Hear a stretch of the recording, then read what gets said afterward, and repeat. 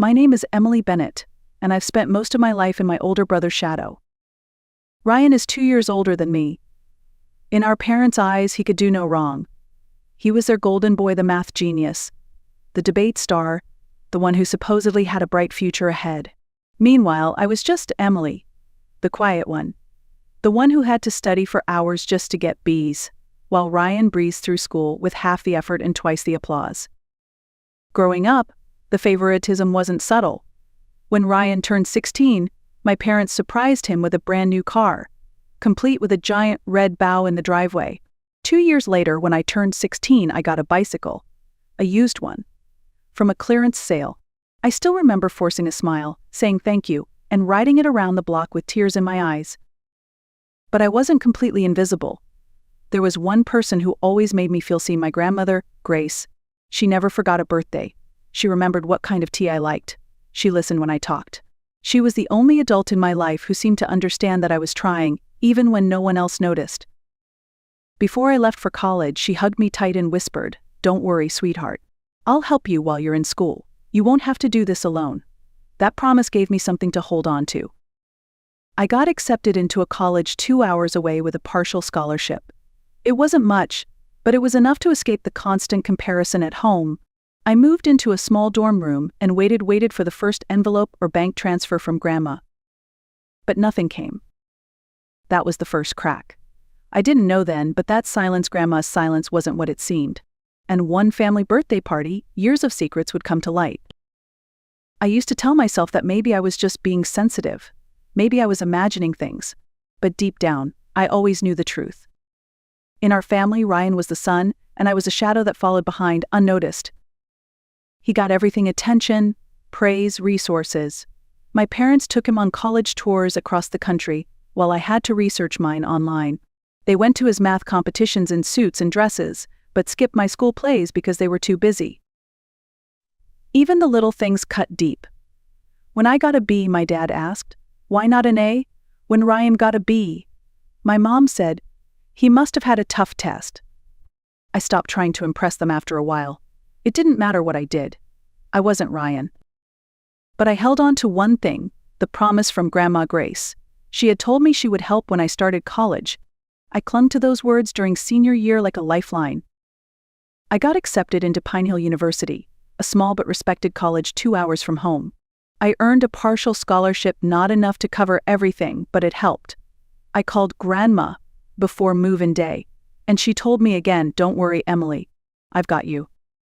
I moved into a modest dorm, shared with a girl named Sarah, who would later become one of the most important people in my life.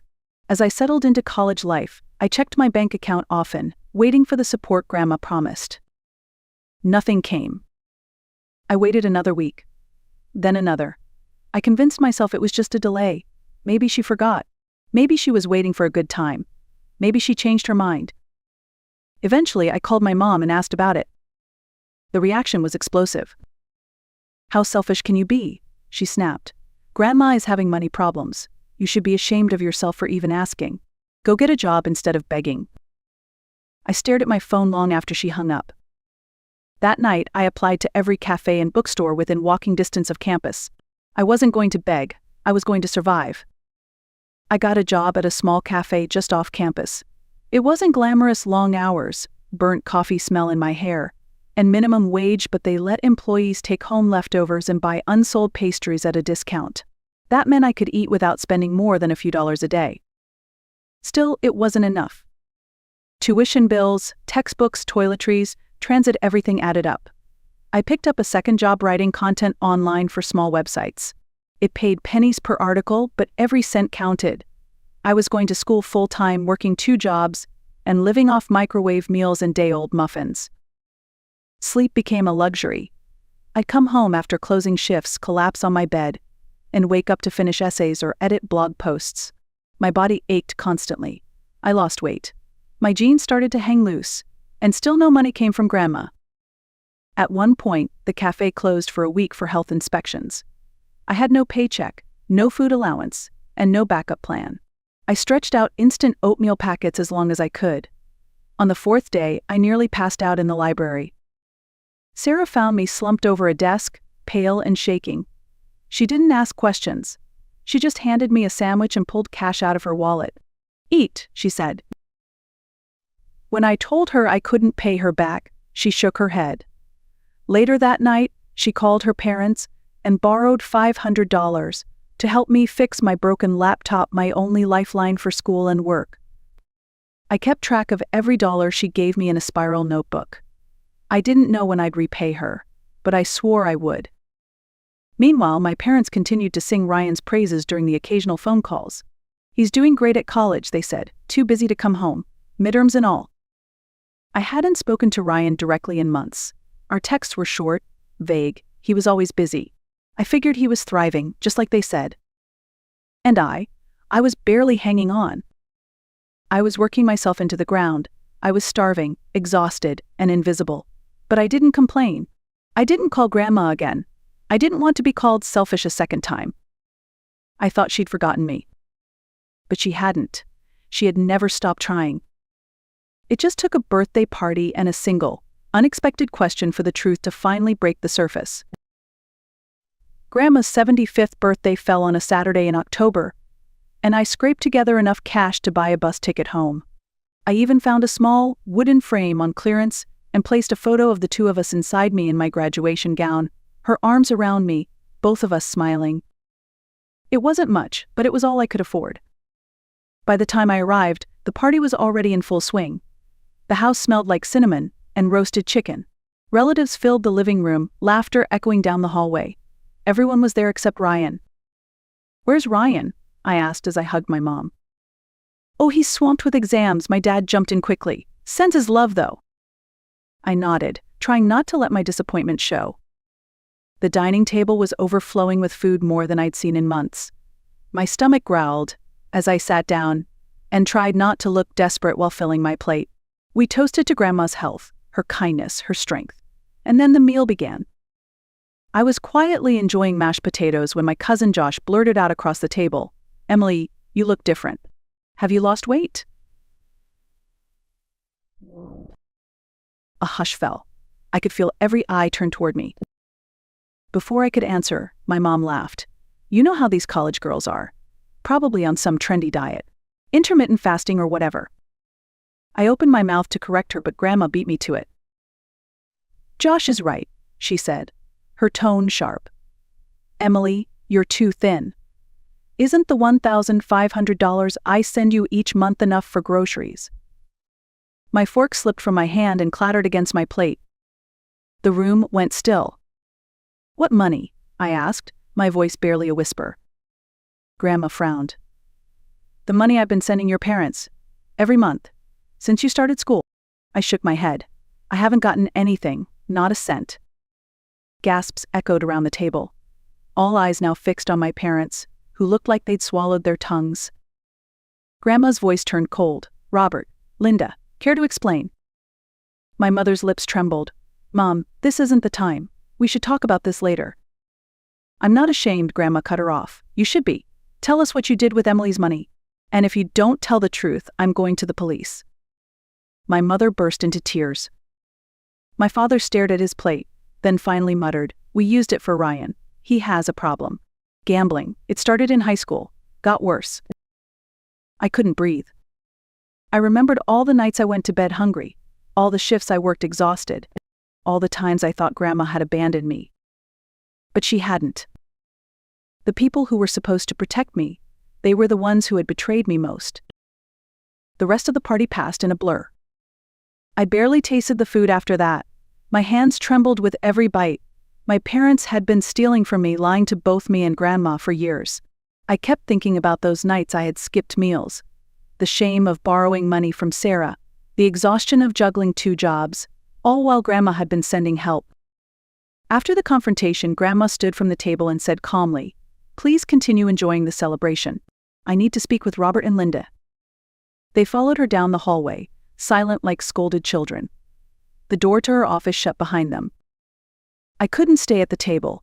I wandered to the hallway, stood near the closed door, and listened. Their voices were muffled, but I caught fragments.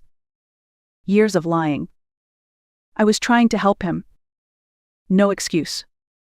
30 minutes later, my parents emerged. My mom's face was blotchy from crying. They didn't say a word to anyone. They picked up their coats and left without looking at me. Grandma came out shortly after, her expression tight, her hands shaking slightly. She clapped once and forced a smile. "Who's ready for cake?" she asked, as if nothing had happened. Guests tried to pretend things were normal, but the energy in the room had shifted.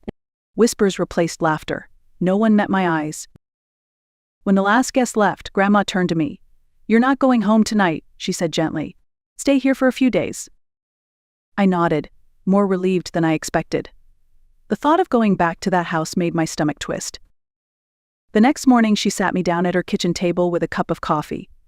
Her eyes looked tired, but her voice was steady. "I want to tell you everything," she began. "I never paid your tuition directly. I gave the money to your parents. I thought it would be easier that way." I said nothing, just held my mug tightly. "You received a partial scholarship," she continued. "So instead of the full $100,000 I saved for your education, they only needed 40. They kept the other 60. I blinked, stunned. "There's more," Grandma added. She met my eyes without flinching. "Ryan never went to college." My breath caught. They told everyone he was away studying, but really, they sent him to another city to get him away from his gambling friends. It didn't work.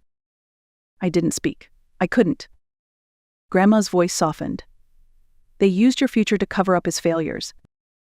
And with that sentence, everything in my life suddenly made sense. After that morning, something shifted inside me. For the first time in years, I wasn't confused or angry, I was clear. The lies were no longer tangled. I finally understood the full story, and that gave me something I hadn't felt in a long time: control. Grandma insisted on helping. "From now on," she said, "I'm transferring $2,000 directly to your account every month. No more middlemen."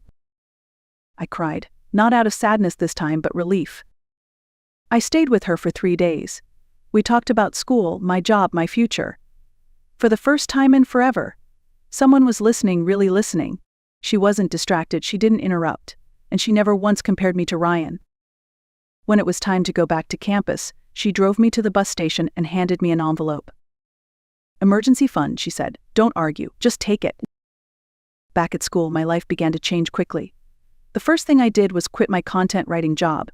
With Grandma's support, I could finally breathe. I still kept the cafe job on weekends, not because I had to, but because I liked it. I liked the customers, the rhythm, the familiarity. I bought a few new outfits. I stocked my mini fridge with real food for the first time. I replaced my broken laptop and paid back every cent I owed Sarah. For the first time since college began, I wasn't hungry. I wasn't tired all the time. My GPA began to climb, and one of my professors pulled me aside after class. "Your work shows real insight," she said. "Have you thought about applying for a research assistant position?" Before, I would have said no. I wouldn't have had the time or energy. But now, I said yes. It felt like stepping out of a dark tunnel and finally seeing sunlight. I stopped apologizing for existing. I stopped trying to earn the love I should have had all along. I focused on my classes, joined a study group, and allowed myself to imagine a future that didn't include constant struggle. For so long I had believed the problem was me, that I wasn't enough. But it was never about me. It was about what they chose to value, and they never valued me. But Grandma did. And now, finally, I was learning to value myself too. It didn't take long before they showed up again. One afternoon, about a month after the birthday party, I was back in my dorm studying when someone knocked on the door. Sarah answered it, peeked out, then turned to me with a raised eyebrow. "It's your parents," she whispered. I froze. She grabbed her bag and muttered something about a study session before slipping out the door. I didn't want to see them, but I didn't want to run either. My dad sat awkwardly in my desk chair. My mom perched on the edge of Sarah's bed, wringing her hands. They looked older somehow, more tired. My mom had deep circles under her eyes. My dad's hair seemed grayer than I remembered. "We need to talk," he said. I didn't respond. "We want you to speak with Grandma," my mom added, "about the will." There it was. Not "how are you?" Not "we're sorry." Just straight to the point, what they needed from me. "No," I said. Why not? My dad asked, as if baffled. I stared at them, my voice colder than I intended. Because I'm done cleaning up your mess. My mom leaned forward, her voice cracking. You don't understand what we've been through with Ryan. It's been hell. No, I said. I don't understand. Because you never told me. You just let me believe Grandma abandoned me. You lied to her, and you let me suffer. I was starving. I was working 2 jobs just to survive while you were telling everyone how great Ryan was doing at college. My dad sighed. You're exaggerating. My voice rose. Really? Then, let me tell you what not that bad looks like. It looks like eating leftover food off customers' plates at the cafe because I hadn't eaten all day. It looks like wearing the same 3 outfits for 2 years. It looks like crying myself to sleep when my laptop broke, because I had no way to fix it. My mother's lip trembled. Your brother has a disease. He needed help. And I didn't. I shot back. You chose to help him by sacrificing me. My dad looked away. Emily, he said, we're still your parents. I stood up. Then you should have acted like it. They didn't apologize, not once. Instead, they asked me to lie to Grandma, tell her they'd supported me all along. I walked to the door and opened it. You made your choices, I said. Now live with them. They left without another word. And I stood in that doorway, heart pounding, finally realizing what power felt like. After they left, I collapsed onto my bed, shaking. Sarah returned an hour later, took one look at my face, and sat beside me. That bad? She asked gently. Worse? I whispered. I told her everything, what they said, what they wanted. She listened, silent, until I finished. They really didn't apologize, she said. Not even close. They just wanted me to convince Grandma to change her will so they could use the money to help Ryan. Again. Sarah rolled her eyes. Unbelievable. She squeezed my hand. What are you going to do? I didn't hesitate. Move forward. For the first time, I meant it. No more hoping they'd change. No more wishing for the kind of parents I deserved. I had what I needed now, clarity. Over the next few weeks, I buried myself in my studies. Without the weight of financial stress, I could finally focus. I bought textbooks instead of struggling to borrow from the library. I replaced my worn-out shoes. I ate 3 meals a day without guilt or counting coins. Every Sunday, Grandma called. Our conversations became my favorite part of the week. She never pushed me to forgive. She just listened. And she made me laugh with stories about her youth, about her old job at a bakery, about the time she drove across 3 states alone at age 21. Because someone told her she couldn't. You know, she said during one call, I was the forgotten child too. I paused. You were? Oh yes, she said. My older sister was the beauty. My younger brother was the prodigy. I was just Grace, the middle one, invisible. How did you handle it? I built my own life. Found people who valued me for who I was, like you're doing now. That stuck with me. One evening, while studying in the library, I got a text from a cousin. Did you hear about your parents' house? My heart skipped. I called Grandma. She filled me in. They were selling their home. Ryan had racked up new gambling debts, this time with people you don't borrow money from twice. Loan sharks. The situation was serious. Grandma asked quietly, do you want to help them? I thought about it. I thought about all the nights I cried myself to sleep, about the silence, the lies, the betrayal. No, I said finally. They made their choice. And I meant it. 3 months passed. Not a word from my parents, no texts, no voicemails, nothing. And honestly, their absence felt more like relief than loss. Spring semester was in full swing. I was thriving, really thriving for the first time in my life. My GPA had jumped from a 3.1 to a 3.8. My professors were taking notice. I was still working weekends at the cafe because I enjoyed it, but I wasn't exhausted anymore. I had time, I had focus, I had peace. Then one afternoon, after a long study session in the library, my phone rang. Unknown number. I hesitated, then answered. Hello? There was a pause, then a voice, soft, familiar. Emily, it's Ryan. I'm calling from the rehab center. I froze. I'm in treatment again, he continued. Part of the program is making amends. I sat down on a nearby bench, gripping the phone. I know what Mom and Dad did, he said, using your money, lying to Grandma. I didn't know at the time. But that doesn't make it right. I didn't say anything. I'm not calling to ask for forgiveness, he added. I just wanted you to know I'm sorry. For everything. His voice was steady, quieter than I remembered. Less smug, more real. You hurt me, I said finally, even if you didn't mean to. You were always the one they chose. And I was always the one left behind. I know, he replied. I see that now. We sat in silence for a few seconds, the line crackling between us. I hope you get better, I said quietly. I really do. Thanks, he said. That means a lot. After we hung up, I stayed on that bench, watching students pass by, some laughing, some rushing to class, others chatting over coffee. Just regular college life, and for the first time I felt like I was truly part of it. Ryan's call was the first real apology I'd ever received from anyone in my family. I didn't know if he would stay clean, or if my parents would ever understand the damage they'd caused. But for the first time I realized it didn't matter. Their choices no longer defined me. I had my own path now, a life that wasn't built around fixing someone else's mistakes, a life with boundaries, dreams, and people who valued me. Whatever happened next, I knew one thing for sure. I would be okay. The weeks that followed felt different, not dramatic, not triumphant, just quiet, grounded, steady. I wasn't waiting for anyone to show up for me anymore. I had learned how to show up for myself. Classes ended, and finals rolled around. I stayed up late, took long walks between study sessions, and started to imagine what life after college might actually look like for me. Not what my parents wanted, not what I was expected to sacrifice for, just me. One night, while walking home from the library, I thought about everything I'd lost. But I also thought about everything I'd gained: self-respect, clarity, independence. Sometimes revenge isn't loud. It isn't cruel. Sometimes it's quiet. It's living a good life. A real one. A peaceful one. One afternoon, Grandma and I had lunch together after she visited campus. Over dessert, she reached across the table, squeezed my hand, and said, "Your only job right now is to learn and grow. Everything else will fall into place." And I believed her.